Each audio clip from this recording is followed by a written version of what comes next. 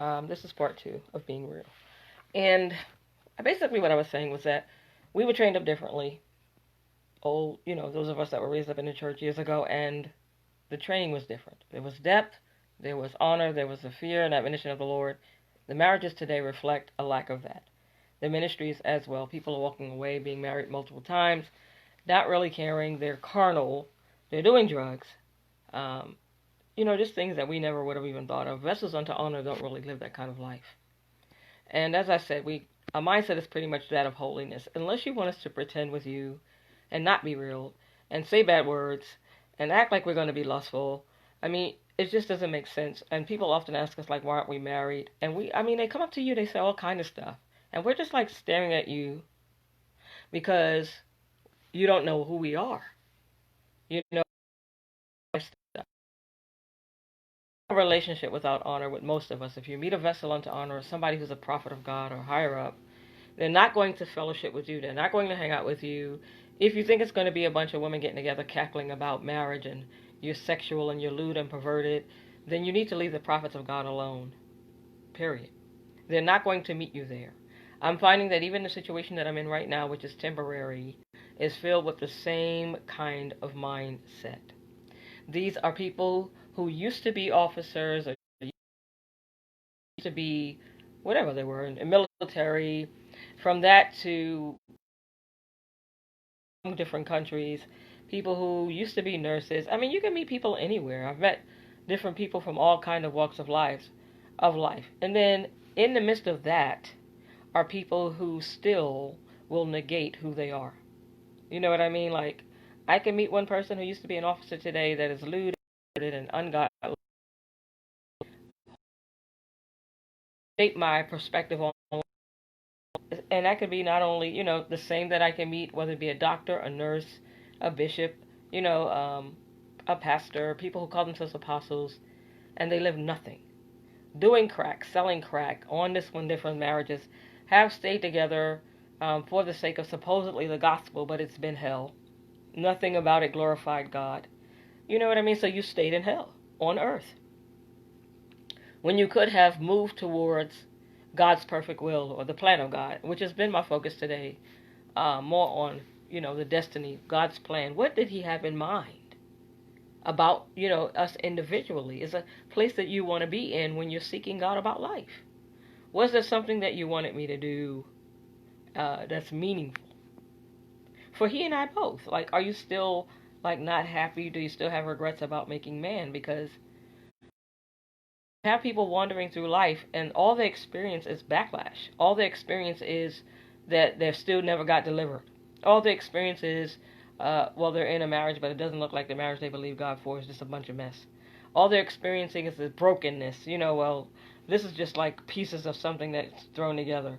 All they're experiencing is, well, she's supposed to be my friend, but behind my back, she's not really my friend. You know, um, so why bother? You know what I mean? It's just like nothing real. And expecting, like parents who got married and stayed married, expecting to grow up and meet somebody that they'd spend all of their lives with and have kids with and really enjoy marriage. Most of them didn't get to experience it. So you have a bunch of people that are single. And how do you minister to them effectively? What are you going to say to people who, well, I believed God and I'm still single and I still wanted my kids, but now I'm at this age I can't have kids, which he can go meet somebody younger. Was it God's will? Wasn't it God's will? So God gave me a desire to have children, but didn't call me to marriage. But I mean, the desire to have kids and then not have a marriage. Consider adoption, wanting to have your children through your own womb. It's just carnal. Okay, well, I really want marriage and the sacredness of it. So here you are with your sacred, living, holy self, and you meet somebody who is the complete opposite. Everything that they say is carnal, and you're thinking, I'm going to raise my kids up holy. You're thinking birthing holy. I'm raising a prophet. We're going into the ministry, and this person is lewd and perverted. It's like not the marriage that you believe God for. So now you're sitting at two opposite ends of the couch, married but going in different directions. So a lifestyle of holiness or having those kind of desires in a world like you're just walking around still experiencing God, but staring at these people like, you know what I mean? Like, is there something I can help you? Because until you meet somebody who walks you, they're kind of just pulling from you and going. And you're depleted, so now you have to go and try to pray back up, if you even feel like it. Because you get discouraged during those times. But it's a way of life. Is it glamorous? Not really. It's exciting when God is moving. But at the same time, you're experiencing the downside of it because he has to show you, like, this is what's wrong. This is the area that they're falling short in. They're missing accuracy and precision. This is the area that they're being dishonorable in, or I'm not pleased.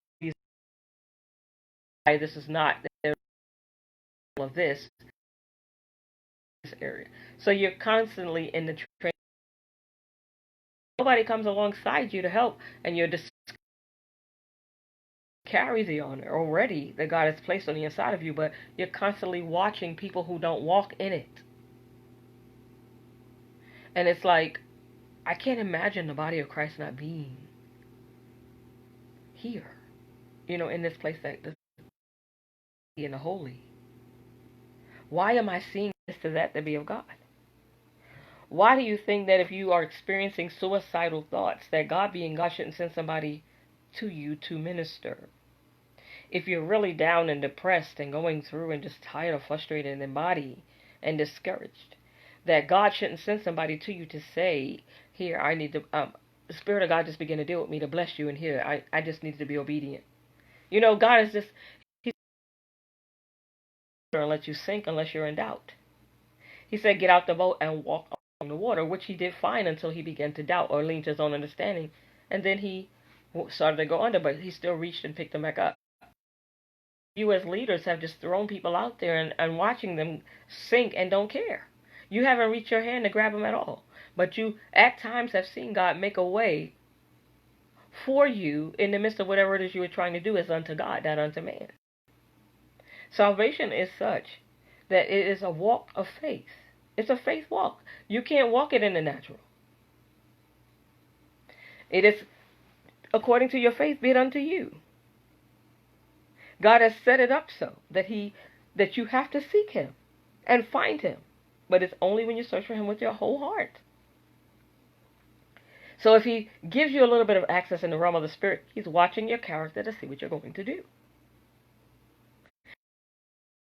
That is totally against God, which some of you are even right now, reverse the curse, totally against God, then he hath no need of you. It means that he allowed you in, but he's going to allow you out. Because if you can't line up, he has no need of you. If he walks through the wilderness and he passes the fig tree and you the fig tree and you produce no fruit, or you're the tree that he planted by the rivers of water, but you're not producing the fruit, he hewn you down. He has no need of you. He can easily go and get somebody else. Why? Because it's about his work. It's about his plan and the destiny of the people coming forth. And them coming forth and doing what God have them do. He's not going to let anybody that's nothing but a mere stumbling block get in the way of his. If you're attacking those that are babies or women of God, I'm telling you now, or men of God, you being a Jezebel and a whore, you are in danger. If you are a sickness unto death, because your agenda has been to kick against and go against God and his sovereignty in their lives, he will let you die. A horrible death without honor. Why? Because he vindicates. God is a vindicator. He also will do it for his own name's sake. God. And he means what he says. Some of you right now are in because of your disobedience. Rebellion, running rampant, which is unto witchcraft, being crazy. I mean, all kind of disgraceful, disgusting stuff in the realm of the Spirit. God is whipping you every which way but loose. And when he's done, You don't have to worry about ministering no more. Lovest thou me? Feed my sheep. Those sheep are meaningful to God. And you thought you was going to come in and do whatever you think that he going to put you over. He ain't putting you over nothing. They would not get to see God through you unless he shows them him whooping your behind.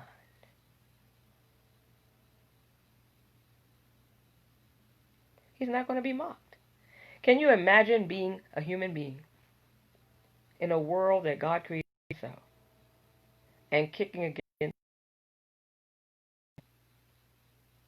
and think that he won't end your life just like that? You better read and study Revelations. The plagues and all that in there is. Read the Old Testament and study it. God does not care so-called worldly authority or because somebody gave you a badge or uniform or, whether you're a security guard. That stuff. He will open the ground. Call an earthquake forth. Open the ground, not the wall. I said the ground. Not at all.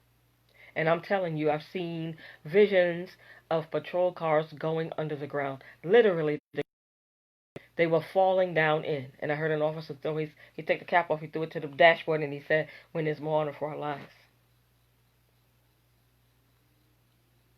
I'm telling you, if you're in a position of authority today, in any place where you or God has allowed you to interact with people,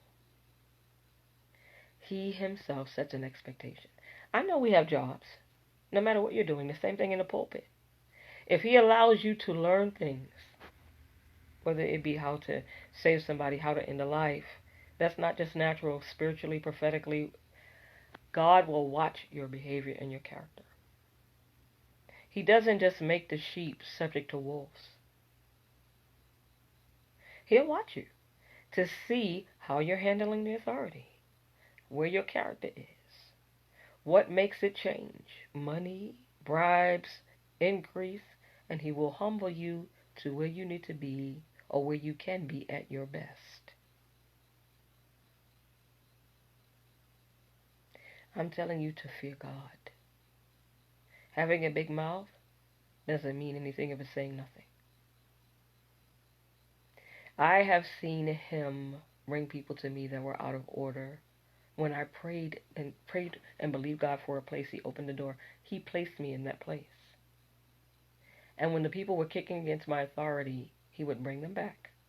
They would raise their hands and bow in reverence to it being God. I've seen the same thing here. If you want to experience God in your life, then you have to acknowledge him. There's no need in praying and talking to people and watching them because they fall short, they're doing all the wrong things. They do. But as an individual, God looks at you. He looks at your heart. He looks at your character. He hears your prayers. He's watching to see your relationship with him and how you value it, or whether you value it. You are going to stand before him one day as an individual. He's going to know you or he isn't. Well done, thy good and faithful servant. Depart from me, you workers of iniquity, for I never knew you. Period. And it is determined by the level of reverence you hold now for that relationship that he has with you. The place that you have him in. Is he going to force himself into your life? He isn't. Is he going to run behind or watch to see why you ran behind somebody else and made them God? God is a jealous God. Is there any other God besides me? I know not any.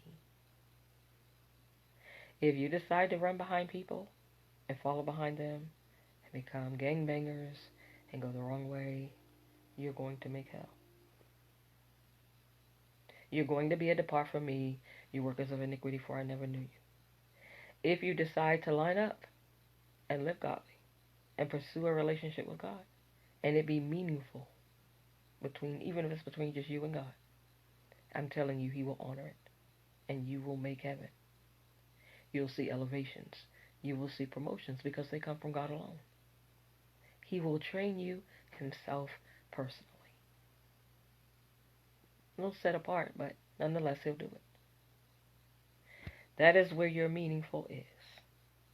If your life feels empty today, like nothing is working out, you're being mistreated, things aren't going well, try fasting and getting in the presence of God.